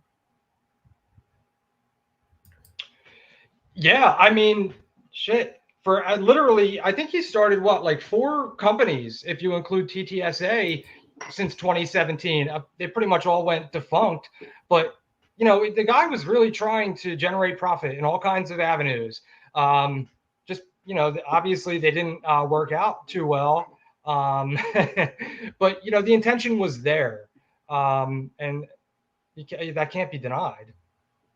Yeah, I think you're wrong, Walter Bosley. I think they can tell you if they were employees, but that's it. They can verify employment, but that's it. But Walter Bosley was Air Force Office of Special Investigations, and he says some agencies will neither confirm nor deny employment over the phone. FBI is one. So what do I got to do? Write a letter? Help me, Walter Bosley. You're my only hope. And by the way, Walter Bosley's got to come back too, because I get people message me all the time. You can come and correct my incorrect assessment of many different things. Walter Bosley's a fun guy. So what are you up to next? You're going to keep looking into this, or where I've already kind of asked you that. So you're going to stick with some of this stuff, but is there anything new? And have you shed any light on your own experience? For those unaware, you saw like a black triangle, and that's what got you down the whole rabbit hole, right? Have you dug deeper into that and come up with any explanation for what your own experience was? No, not any further, I guess, than in recent months or anything like that. But I don't know that I ever expect to get a definitive answer. Maybe one day, many years from now. But unfortunately, it's just not the way that things go. And we can really stretch that out to the disclosure conversation. It's just not the way it goes. And it's very old. 60, 70, 80 years is routinely denied release. And it really has nothing to do with the scandalous information, but just really mundane things that would mean nothing to us, like methods and collection methods and ways and means and stuff. And it just makes it tough because the government's not going to release anything unless it absolutely has to or wants to. They're not just going to volunteer information, even just for the hell of it. It just doesn't happen that way. But yeah, so, triangles. I did see a triangle back in 1997 when I was a kid. I was floating about 100 feet off the ground, very slowly at like a walking pace, maybe less than 5 miles an hour. And that is what got me into the topic. And although I can't say that I found anything concrete, certainly my mind has changed as I've done my research from on that night, assuming that I was seeing some type of possibly back engineered alien craft being flown by human beings, maybe, to essentially thinking that probably a dirigible, a blimp, triangle shaped blimp. And I've certainly come across all kinds of interesting patents and white papers that suggest that such things have been designed, discussed, possibly, well, certainly put into the air. None specifically that look like black triangles that have been reported since the early 80s. But we can speculate a little further. And even if we just talk specifically, there's a guy, John Powell, and an aerospace company called JP Aerospace, and he's on Twitter, and he shares really awesome videos about all their balloon lifts that they do, and he's also does balloon rockets. I would like that. I like that kind of strange science and weirdness, and it is interesting that there's so many. And the other thing is, people always have to don't forget there's trillions of dollars going into the black hole of black budget projects. So who knows what they have. Right. And he even said, this guy, he's been designing dirigibles out in the desert and flying them, huge ones, some of them hundreds of feet long, these triangular shaped blimps. He's been doing it since the 90s. He's been shooting rockets off of balloons out there since the 90s. What is his name or Twitter again? I'm sorry. Yeah, his name's John Powell. And in 1 second, I can give you his handle. You could just send it to me on Twitter if you want. It's not that important, but I definitely want to look at that. I love stuff like that. My father, in case you didn't know, he was a huge aviation history buff, and he loved blimps and dirigibles and weird, like my dad has. I still have. He's got all these books that have like hybrids that are like half airplane, half blimp or dirigible. They experiment and all these weird experiments that they did with hydrogen or helium or other gases that they would inject into the airplane. It looked like an airframe, but it was really like 50% lighter than it was supposed to be because of the injection and these capsules and all this weird stuff. My dad loved that stuff, and so do I. I love. Someday I'm going to build one. No, I'm sure. I have a hydrogen generator in my garage right now. A hydrogen generator. That's the expensive part. Where's the 115, Steve? Where's it at? I don't have any of that. I do have a lot of weird chemicals and shit though. Like I always worry a little bit when I'm ordering this stuff because you don't know. You know, you're going to be. I'm probably on a watch list. I remember I tried to get a fuse cord, and I didn't know that fuse cord had become like really one of those hot button things. You can't just go buy fuse cord now because they're worried about people using it for nefarious purposes, not model rockets. You know, and yeah, I got a lot of chemicals and weirdness in there. You know, one thing I wanted to say real quick about that guy, John Powell, and his aerospace company. Again, he's been designing triangular blimps, one of many, many people and patents that are out there. And he openly admits, he says, you know, my patent could be out there being put to use in ways that I don't know about, you know, under the national security or whatever. It's completely possible, you know, and it's just, again, it's important to hold these possibilities open. A lot of people, you know, I think, and again, David Marler has done, obviously, he's probably the biggest name when it comes to triangles and the study of them. But it's interesting because even he says that he would be open, you know, man-made craft and blimps being responsible for black triangles, if but for one thing, if it weren't for them suddenly taking off at supersonic speeds instantly, you know. And again, that hasn't been evidenced. Those are just claims. And that is relative. You know, somebody might see something happen quickly and embellish it. And it's very important to just note that there are these issues. And I like a lot of the work that David Marler does. And it's really I've seen some of that. Focus really interesting stuff. Yeah. On angles specifically.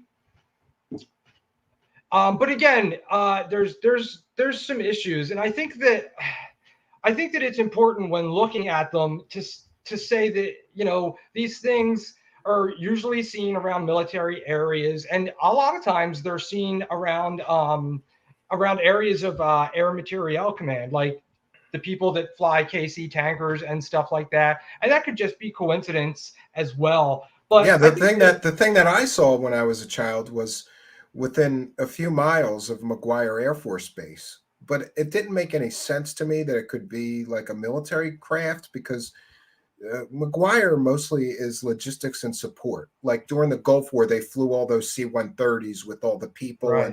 and the equipment and the food and the ammunition. So, but the more time goes on, the more I think, how do I know it wasn't some experimental weird aircraft that I saw that I mistook for something otherworldly, you know? And again, just like you said, it was miles, literally like 3 miles. There's McGuire, all the landing pad strips, all the, you know, where all the airplanes land, and then a big patch of woods where I had my sighting right next to it. So yeah, and it happens. I hear it all the time from people. Like, was yours anywhere near a military installation? You know, and it's funny, mine, again, didn't happen all that far from McGuire. And there's another base down in Delaware. And both of these bases are air mobility command bases. There's only 12 of them in the whole country, you know, to put that into perspective. And a lot of times, to an interesting study that NIDS did, Robert Bigelow's NIDS, back in the early 2000s, after the Illinois sightings. And they took all kinds of things into account with this study, including locations, sizes, all kinds of cross-referencing of information. And at the end of it, they came to the conclusion that these were blimps that were being utilized by the Air Mobility Command for some type of reasons. And I think they said using an electrostatic motor. And again, I want to suggest to everybody when they listen to this this study, but it was a very interesting study that was done very well. Unfortunately, just 2 years later, they retracted that study and that conclusion, and NIDS disbanded that year. And they never gave any reason as to why they were abandoning that conclusion. And I found that interesting because it was a very grounded explanation with a lot of really good work that went into it. But even to get even further, you know, here in New Jersey, Pennsylvania, you're talking about McGuire Airport in Jersey, the Arion Company, right in Trenton, New Jersey, longtime makers of lighter than aircraft. In fact, they had a triangular blimp patent that goes back to the 70s. Where are they located? Arion Company? Princeton, New Jersey. New Jersey. Yeah. Yeah, that's a few miles from where I was, and yeah, and you know, David Marler. Just real quick, David Marler talked about the Illinois sightings that happened, and again, you know, they were not too far, and you know, Scott Air Force Base again is Air Mobility Command. That's, I believe, the headquarters for Air Mobility Command. So, you know, take it with a grain of salt, but I think it's certainly safe to suggest that these are most likely rigid triangular blimps that are being seen. Now, why they're being flown over populated areas, that's a really good question. And I've often thought they might be surveillance platforms, because you could park a blimp over a city and see whatever you want to see, or a town, or, you know. Yeah, and that's certainly you know, obviously today satellite technology is probably really good. I don't know what it was like, say, in the 80s. Allegedly, it was pretty good. I don't know that they would need. I don't know. It's really good. I don't know that they would need surveillance like that, but it's certainly possible. It could be advantage, but certainly something that floats very slow and very low is going to be completely invisible to radar. That's one important thing. But there's all kinds of possibilities that we could speculate, and maybe these things are remotely controlled, and possibly when they come down over large areas, they weren't meant to come down over that spot. Possibly. Well, don't you think kinds of interesting? Don't you think it would be a good platform? Like, let's say, for example, during the riots in a city. Like, a city is rioting, there's fires and looters and rioters. I think lighter than aircraft hovering above the city could be great, especially with telephoto, the advances in telephoto cameras.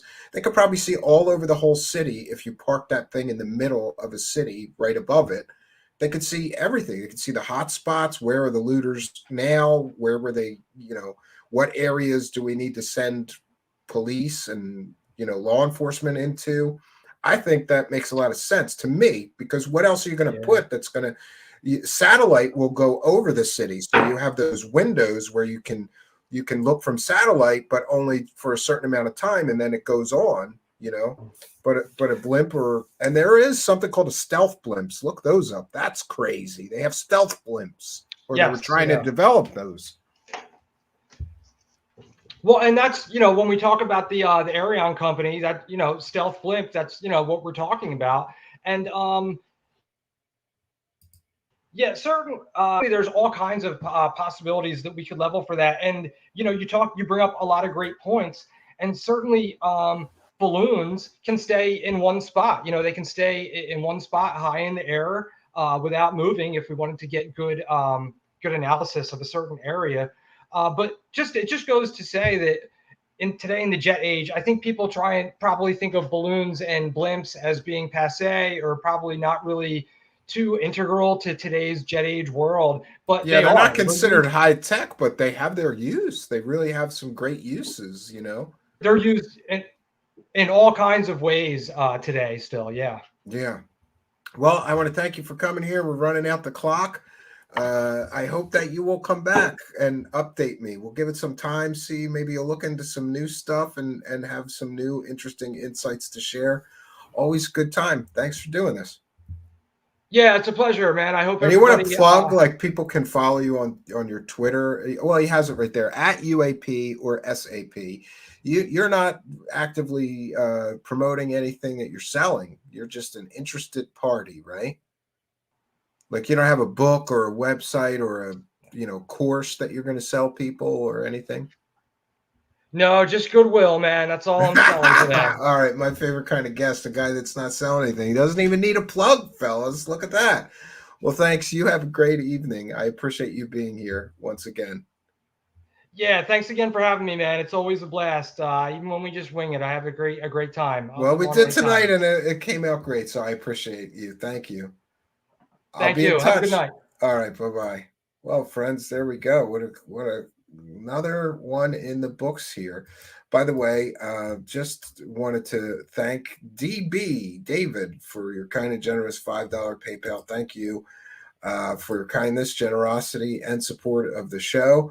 Ron from Cosmic Neighbors sent me. There is a form on the CIA's website. Look at this. This is interesting. You can verify the employment of someone in the CIA. You can request by fax, request by mail. Look at that. Employment verification. So you can find out if somebody's a CIA spook. Very, very interesting. And then also, I wanted to mention, some people have asked me about the Rumble channel. I said that we are having a Rumble channel for Truth Seekers, and it will be a total Truth Seekers mirror. What do I mean by that? I mean, every single Truth Seeker show, all 750 of them or so, or 740, this will be 742, will be available on Rumble. Let me share my screen and show you that. Very, very interesting. But people are saying, well, it only goes so far back. Yes, because it's going to take weeks or a month to upload all 740 episodes to Rumble. But the latest 10 or 15 are there.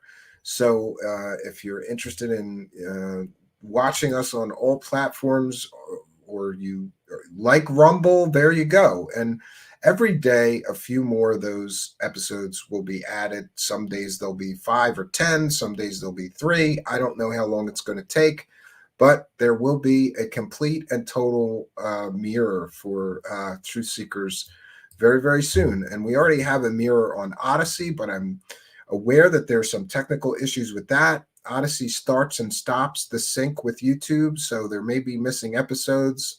I don't know what we're going to do about that, but we'll see. And we want to thank UFO John Doe for kind of generous $4.99. Stephen, if all the UFO fakery was real, which story among all the others would you have liked to have witnessed or been a part? Probably Bob Lazar. I grew up with that story.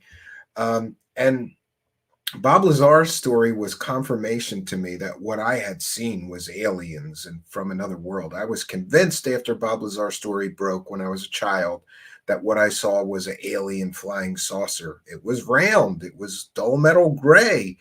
I was convinced that Bob Lazar was the confirmation of what I already thought it was. I already thought it was aliens, I guess. But when Bob Lazar's story came out, I went, that's it. They were test flying one of the captured UFOs or whatever.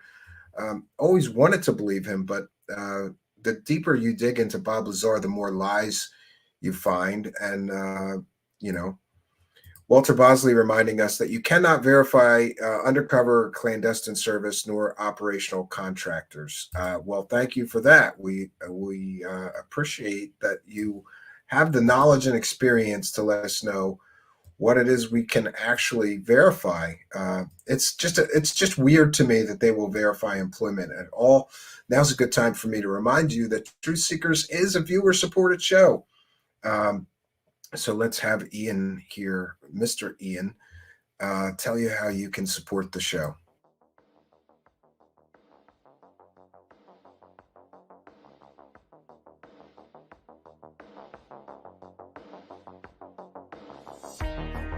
Truth Seekers is a viewer-supported show.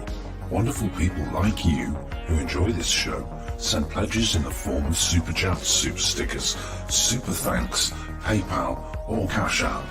Instructions for how to help are in the description. You can also join our Patreon, and for as little as $1 a month you can get extra content. Patreon supporters get a backstage pass, early access to all our production videos before they are distributed publicly, Stephen Cambion's music, private writings, a monthly show journal, and more. You can also become a YouTube channel member for $5 a month. A YouTube membership includes all of the Patreon benefits, plus a special members badge, priority reply to video comments, and the live chat, plus a monthly members-only video. We thank you all, kind and generous benefactors, for supporting Truth Seekers. Thank you for your generosity and support.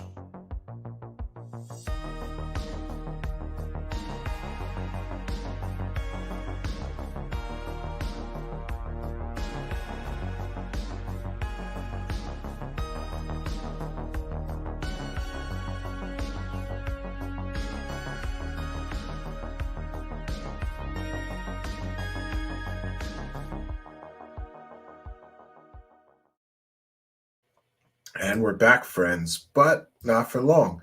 So I want to remind you that on Saturday, we're going to have a very special event at the Apocalypse Cabin. We've got Anthony from Unidentified S4 and Ron from Cosmic Neighbors, both YouTube content creators, are going to be guests at my cabin. We've told you, I'm sure it's like a broken record now, but my cabin is at the highest elevation in Pennsylvania, and also there's almost no light pollution there. So you can see things like the International Space Station and satellites with the naked eye. I have tried to capture some of the other strange things that I see in the sky there up in the mountains myself, but I apparently have terrible cameras. All you see is a blob of light in the sky, not very definitive or useful. These guys are coming there with a full complement of crazy gear, including FLIR cameras and night vision and all kinds of equipment and satellite tracking. And we're going to do a sky watch with a bonfire because these guys waited too long and it's going to be 20 degrees on Saturday, but that's fine. We'll have a big bonfire and you're welcome to join. Now, I'm not sure of the technical side, how we're going to do this, but I do believe that all three of us will be streaming from our own laptops or computers or whatever, or maybe phones even, I don't know, all at the same time together. Or we'll figure it out. I'm sure that the festivities will start by 9 p.m. Eastern time this Saturday night, the 19th, and you're welcome to attend. We'll be broadcasting here on Truth Seekers. Anthony from Unidentified S4 will be broadcasting on his channel, and Ron from Cosmic Neighbors will be broadcasting on his channel. Again, I'm not sure of the whole technical side. I don't know how we're going to share all these cameras, but we're going to figure it out. Ron is a very technical guy, and so am I, so we'll figure it out. And I welcome you to join us. Now, tomorrow night, I'm probably not going to do a show. I have to clean up the cabin and get ready for guests. And that's probably something that I should focus on. But we'll be back Saturday night, probably 9 p.m. Eastern Standard Time. And I'll post a short video with an update when we know more about this special event. You are most welcome. I want to thank the chat room moderators. I want to thank all you kind of generous benefactors. I want to thank our special guest tonight, Steve Long, and I want to thank all of you chat participants. If you're listening in audio podcast land, please remember that you're listening to a replay, and while we love and appreciate you, we would much prefer you come here and be a part of the live taping experience here on YouTube. So go on over to YouTube, put Truth Seekers in the search bar, one word. You'll see a strange guy with sunglasses. That would be me. Go to that channel, smash the subscribe button, hit the notification bell, and then you'll know when we're doing a live taping. You can ask the guests questions. We have interactive live chat here. You are most welcome. So that's all we got for you tonight, friends. Until next time, my name is Stephen Cambion. Good night, and God bless all of you.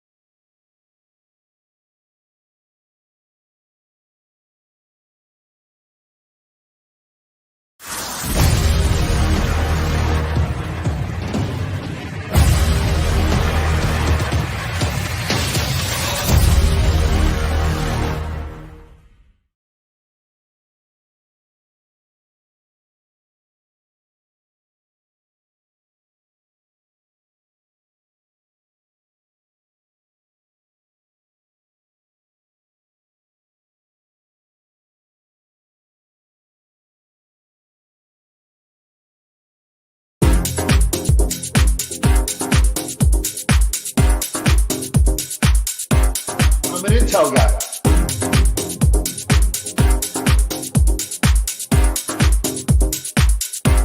I'm an intel guy. I'm an intel guy. If I called your mother a hooker. I'm an intel guy. If I called your mother a hooker. I'm an intel guy. If I called your mother a hooker. I'm an intel guy. If I called your mother a hooker. With consciousness, consciousness, with consciousness, consciousness, with consciousness, consciousness, with consciousness, consciousness, with consciousness, consciousness, with consciousness, consciousness, with consciousness. All sound, not agent. Agent came after. I called your mother a hooker. All sound, not agent. Agent came after. I'm an intel guy. I called your mother a hooker. I'm an intel guy. I called your mother a hooker. Masses.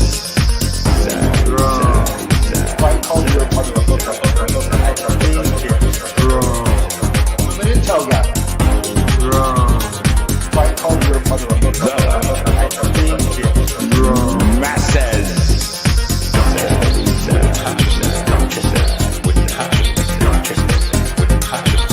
I'm an intel guy. I'm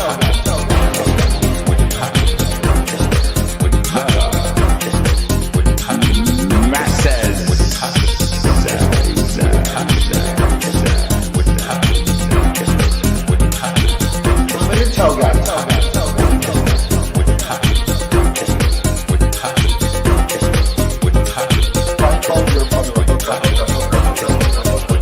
I'm an intel guy. I called your mother a hooker.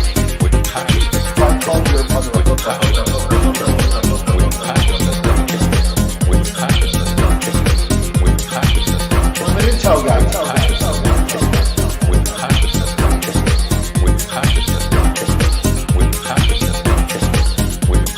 If I called your mother a hooker, I'm an intel guy.